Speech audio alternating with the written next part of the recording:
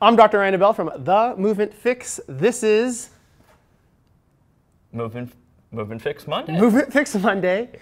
This is Chris Johnson, PT. And I'm really excited about this video, actually, because we have a TrueForm runner.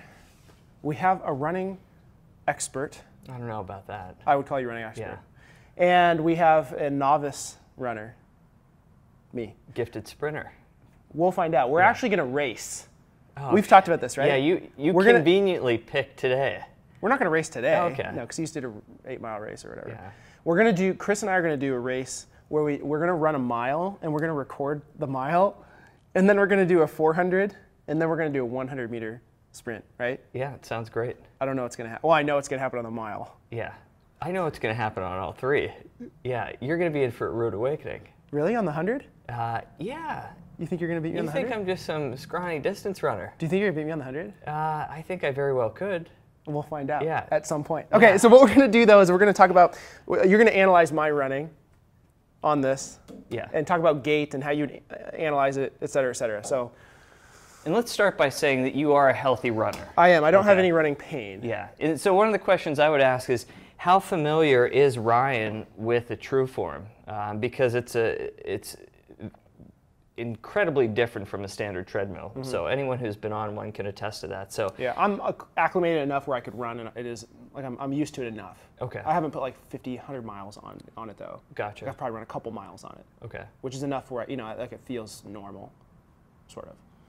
And one of the things that a lot of people ask runners is, do they heel strike or do they rely on a mid-foot or forefoot strike? And that's something that I guess it's fine to ask, but you can't trust their response to that. So I just want to put that out there from the get-go. That's unreliable, right, to ask a runner what their foot strike is.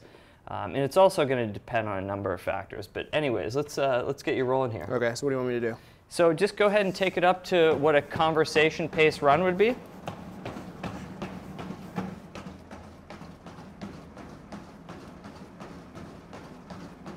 And I'll just let you get settled in for a little bit. So with the TrueForm, with the way it's designed, it's essentially going to foster a mid to forefoot strike, and we can see Ryan demonstrating that. You'll also see a little bit of a forward trunk lean. So when would this be relevant to a clinical situation? Well, it's a great way or a great modality to simply shift loads. So if someone were dealing with, say, medial tibial stress syndrome or anterior knee pain, this would be a great modality because, again, you're just shifting from perhaps a bony shock attenuation strategy to more of a musculotendinous, which is what's going to happen by running with a mid to forefoot strike. The other thing is, research by Cram and colleagues has shown that when you start to go from a level to a 3, 6, and 9% grade, that it's going to directly impact the foot strike. So as you go up to a steeper grade, you're going to start to shift towards more a mid to forefoot strike. So again, people have to make sure they have the calf capacity and have completely rehabbed any calf injuries, or if they're dealing with an Achilles tendinopathy, that may not be desirable. So again, you have to really consider the context. But I would say all in all with Ryan, relatively quiet strike pattern. He looks balanced, he's not losing control, and that's somewhat challenging when you're running on the TrueForm. I would say perhaps we could get him to turn his feet over a little bit faster, which is essentially the ultimate goal is to reduce someone's stride length. But all in all, I don't want to nitpick. He's running healthy, so my instinct is not to change too much. Like I said, perhaps getting him to increase his cadence or his step rate while we're keeping the running velocity constant. And all that would do is reduce the magnitude of each individual load. And one of the things that you see with sprinters, so that's your background, you were 100 meter? Yeah, and jumping. Okay, so you know, Ryan also has been trained to, when he's coming out of the blocks, to really increase his stride length until he gets down to towards the end of the race around the home stretch, at which point he may turn his feet over faster. So part of this may be just something that he's focused on over the course of his career. And did that give you pace? I didn't see what it said. Yeah, it was like 8. 8, so 8 miles per hour? Yeah. Yeah, so 7:30 pace. So to me, that looks like that would be roughly your conversation pace run. So any feedback, questions, concerns? That's interesting. So you're saying, like, you think my cadence is a little bit slower than it should be because I was a sprinter and I wanted to take those long steps? Yeah, to get out of the block. So again, I think that that's something that perhaps is influencing what we're seeing right now. Huh. Yeah, so. Got it. So when you're watching or analyzing someone's gait, you're listening for, how hard is their foot hitting? You're looking at, how many steps per minute. You're looking at, generally, are they turned, like you said, balanced? Yeah, let me simplify this for you. For anyone who has spent time with me in a clinic or has attended one of my courses or just heard me talk online, these are the S's of treadmill analysis. So we could go strike, foot strike, okay, sound, step rate, speed, surface, shoes, slope, swing, okay? And that could be arm swing as well as leg swing. All right, so those are the things that I'm generally considering when I'm doing a running gait analysis. Obviously, this is going to be a little bit different from a treadmill. And treadmill and overground running are not identical. There are definitely differences that have been documented in the literature, but it gives us an approximation or a good window into someone's running, provided they have some experience running on a treadmill. Otherwise, make sure that you're at least affording 5 to 6 minutes of a familiarization period.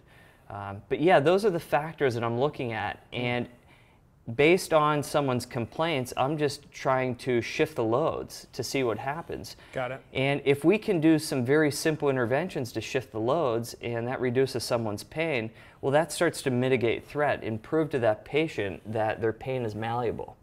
All right, so again, and we don't need to shift these loads long term. We can do it short term to try and desensitize things and then slowly let them plug in. But I'll quote Matt Walsh here, who's a physical therapist in the Portland area, who's just an incredible clinician. Repetitively hitting the ground in the same manner is not a healthy running strategy. Okay? So you're not saying if you watch someone and they heel strike, you go, oh, you're all messed up. You're heel striking. Absolutely not. And what you see among elite runners is as they get towards the end of a race, that most of them will end up resorting to a heel striking strategy because research has shown that that's actually more economical. But someone's going to say, back before shoes, nobody would ever heel strike. Yeah, well, I think that it's a bit reductionist to take that standpoint. I think you have to look at the context. You have to, say, is this someone who's dealing with injury or dealing with pain, or is this someone who's a performance runner? Okay, so I think there's a lot of different things to consider, and I think that we try to take these blanket approaches. And again, if this is what the world's top runners are doing at the end of a race, our bodies are not dumb.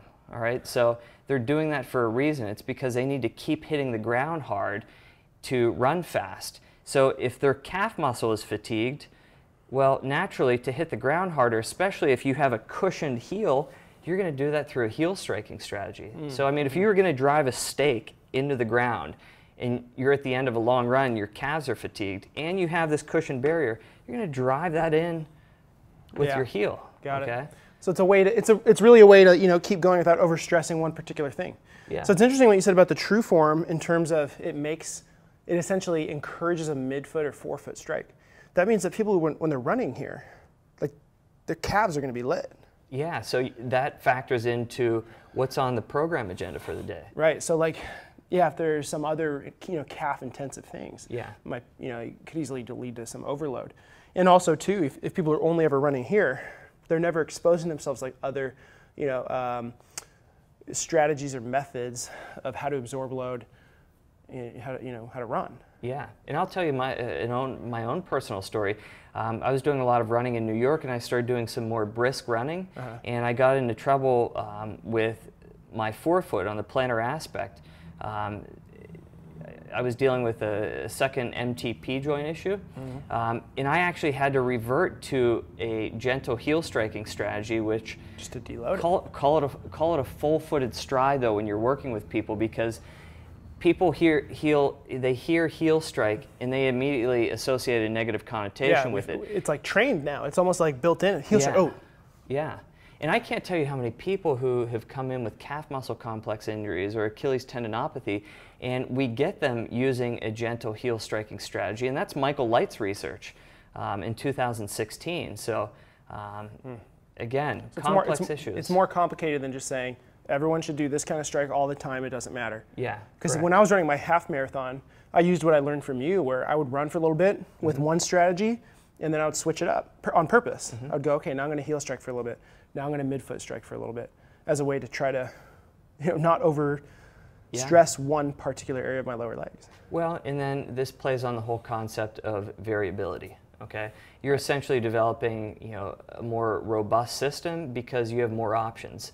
But again, I want to be clear, when you're racing, you're going as hard as you can and you're going to fatigue. So you have to be very careful when people start cherry picking these pictures and pictures or videos online, because when fatigue sets in, generally all hell breaks loose. And you're seeing numerous strategies of people who are unwilling to accept defeat. Yeah, like they're going to do whatever it takes. Exactly. And then, so that's where I'll see, like pictures like that, where it's someone with what we would consider terrible mechanics. It's like, look, they can do it. But, maybe we're looking at the very end of a race where they're willing to do whatever it takes to win, right? Is that what you're saying? Yeah, and you also see people highlighting certain angles to the exclusion of other angles, which may show a set of common denominators among all these world-class runners. Interesting. So, again, it's, I guess people always slanting the story to cater to their bias. That's right. Not that I'm not guilty of that. So what the hell are we doing right now that's slanting it that we're not even realizing? Yeah, well, that's that would be the real question. What message are you communicating? Cool. So that gives you guys an idea of when you're dealing with either a treadmill or a TrueForm, some things you can think about with how do I analyze someone's running or their gait? What are the things I should be thinking about? And I can't believe I got as tired as I just did on that. You know what? I really feel it in my calves. Yeah. Well, and that's to be expected. Yeah. But at the same time, with Ryan, he's running.